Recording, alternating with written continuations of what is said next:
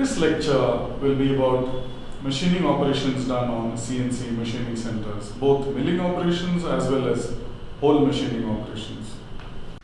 This is a face milling operation done to generate a flat surface with a face milling cutter.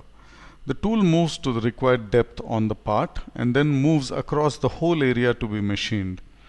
It may be done at a single depth or multiple depths depending on the amount of material to be removed.